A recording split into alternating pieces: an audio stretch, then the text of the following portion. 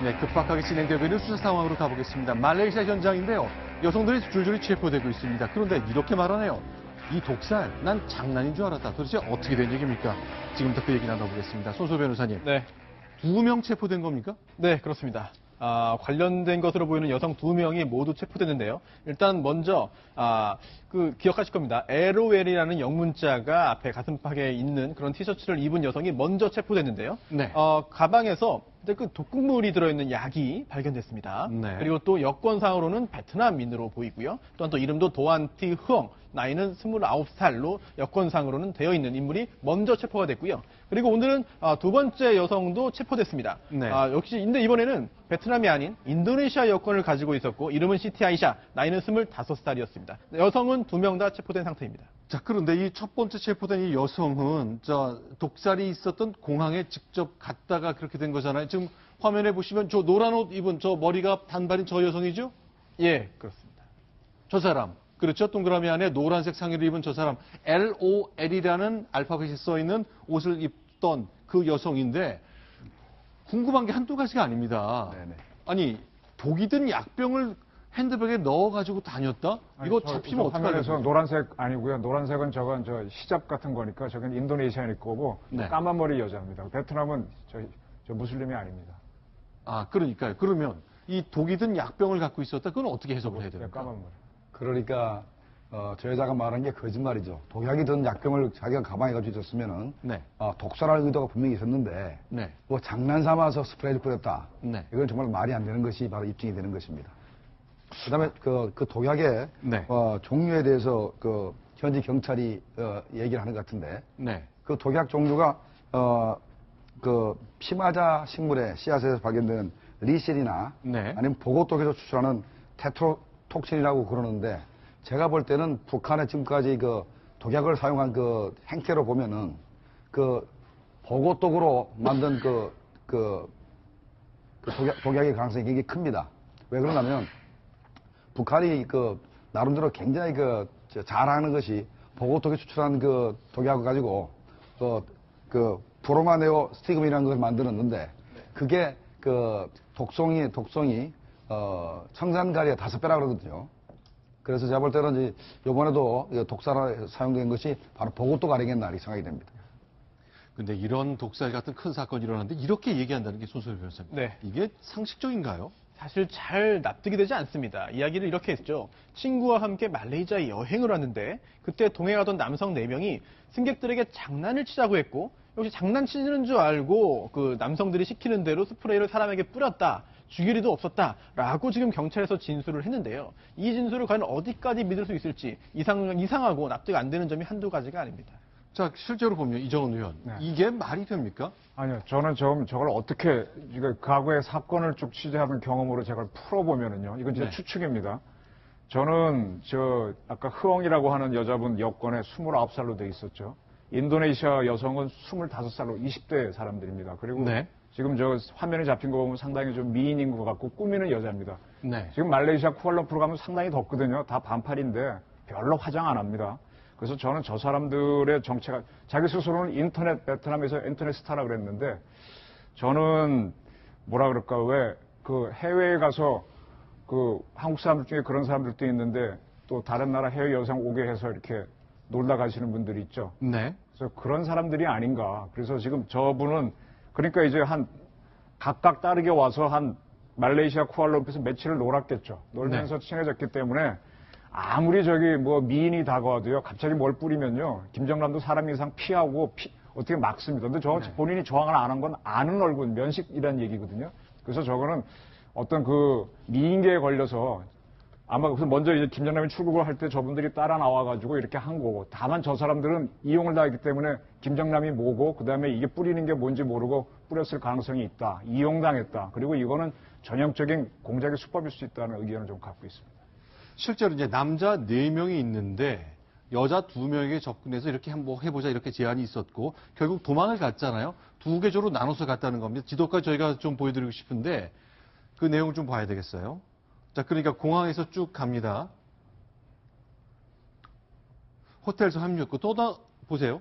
여성 2과 남자 4이 호텔에서 합류했는데 여자 한 명과 남자 넷은 다음날 외출을 해야겠다 그랬고 이 여성은 공항에 다시 왔다는 거예요. 네, 그 현지 보도만을 보게 되면은 저 사람들이 사라졌기 때문에 네. 자기는 어쩔 수 없어갖고 출국하려고 왔다라고 이렇게 돼 있는데 그 제가 어젠가 한번 말씀드렸는데 저런 게 이제 공작의 전형적인 방법인데 같이 이렇게 해외에서 모여갖고 같이 놀다가 어느 날 갑자기 확 사라지게 하는 거죠. 임무 수행하고 난 다음에. 네. 그래서 저거는 저 네 사람이 임무를 수행하려고 했고 그 대행을 여자 둘한테 어떻게 맡겼고 저 두 분은 이용이 됐고 그다음에 떠나고 나니까 자기 고국 돌아가려고 우왕좌왕하다 오다가 잡힌 걸로 저는 보고 있습니다. 네. 그 제가 볼 때는 네. 베트남 여권을 가진 저 여자나 네. 인도네시아 여권을 가진 뭐 다른 또 한 사람이나 네. 둘 다 여권은 전부 다 가짜일 가능성이 크고 그다음에 저 현재 아래에 있는 저 29살 먹은 그 도완이라는 저 여자는 잘 보십시오. 거의 살이 없습니다. 살이 없고 네. 거의 그러니까 지방들이 다 타버렸어요. 네. 운동을 격심하게 해가지고 그다음에 광대뼈가 튀어나왔습니다. 아. 튀어나왔기 때문에 네. 굉장한 운동을 했고 그다음에 저 어깨가 딱 벌어졌거든요. 저거는 네. 이제 턱걸이나 밧줄을 잡고 이렇게 기어 올라가는 걸 하면 이렇게 어깨가 넓어집니다. 그래서 저 여자는 제가 볼 때는 이 모습인데요. 네. 그러니까 광대뼈가 튀어나왔다는 얘기는 지방이 없다는 것 그리고 어깨가 굉장히 벌어졌다는 것은 상당히 근력 운동을 많이 했다는 것을 추정해 줬습니다. 저는 그렇게 합니다. 그래서 저 여자는 그 공작원 훈련을 받은 사람으로 보이고 네. 화장을 굉장히 짙하게 했거든요. 네. 저렇게 그 더운 지방에서 저렇게 진하게 하면 견디기 힘듭니다. 네. 그러니까 자기 모양을 화장으로 가렸죠. 네. 그래서 제가 볼 때는 저게 북한 사람의 가능성이 굉장히 농후하다 생각이 됩니다. 저희가 아까 CCTV 공작원은- 노란색 네. 다시 한번 영상을 봤으면 좋겠는데, 자, 지금 화장을 진하게 했고요. 이 사람인데, 좀 멀어서 잘 안 보이는데, 이분이 이제 베트남 사람이라고 본인을 얘기했고 여권을 제시했지만 북한 사람일 가능성이 있다. 어제 얘기하셨잖아요. 그다음에 아유미가 뜨거운 물 부으니까 뜨거웠다고. 저 여자가 네. 택시를 타고 나가서 기사한테 한 말도 전부 다 네. 하지 않아야 될 필요도 없는 말들을 잔뜩 했습니다. 자, 정리하겠습니다. 어떤 말을 하는 거죠? 내가 베트남 사람이다. 네. 내가 인터넷에 이렇게 스타다 말이지. 그렇죠. 예. 이런 말들이 전부 다 전혀 쓸데없는 말입니다. 택시만 타고 갔지. 왜 저는 쓸데없는 알리바를 자꾸 만들어내요. 안 해도 될 말인데 굳이 택시기사한테 때문에. 한 말은 나중에 잡혔을 때 택시기사더러 베트남 사람이라고 증언하도록 하기 위해서다. 그런 것도 있고 하여간 지발이 저린 겁니다. 지발이. 네. 그러니까 안 해도 될 말을 자꾸 하는 거는 뭔가 자기가 마음에 죄의식이 있고 캥기기 때문에 하는 거거든요. 그래서 저도 선생님 말씀에 한마디 보태고 싶은 게 지금 제일 이해가 안 가는 게 이제 찾으러 다시 공항에 갔다가 체포된 거잖아요. 네. 그래서 일각에서는 저걸 이제 교란 작전을 한 거다라는 지적이 있던데 거기에 대해서는 어떻게 보세요? 맞습니다. 저희 전형적인 교란 작전입니다. 교란 작전. 예, 그러니까 6명 중에서 저 도안이라는 여자는 네. CCTV에 너무 명확히 찍혔기 때문에 네. 더 이상 데리고 탈출할 수가 없습니다. 네. 그래서 자기들이 탈출할 시간을 보려고 네. 옷도 안 갈아입고 만약에 탈출하고 저 여자가 네. 정말 자기 공항으로 해서 다시 비행기를 타고 도망갈 생각이 있었으면 네. 옷을 다른 걸 입었을 겁니다. 네. 똑같은 옷을 입고 노출시키고 공항 CCTV 앞에서 오히려 그냥 노출을 해가지고 그래서 언론의 시선을 끌고 네. 그런 동안에 6명이 나머지 5명이 탈출을 하려고 양동 작전을 한 것으로 보이는데 네.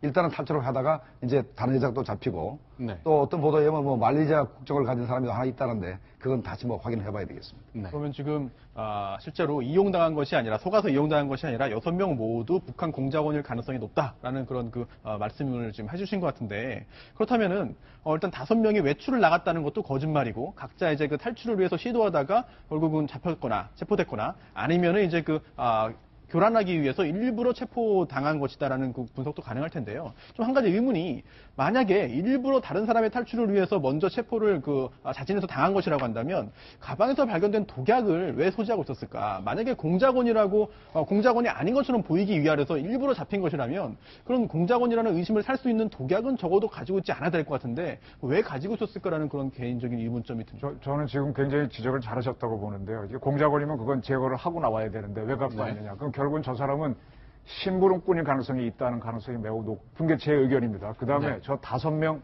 4명이요. 어디 갔겠습니까?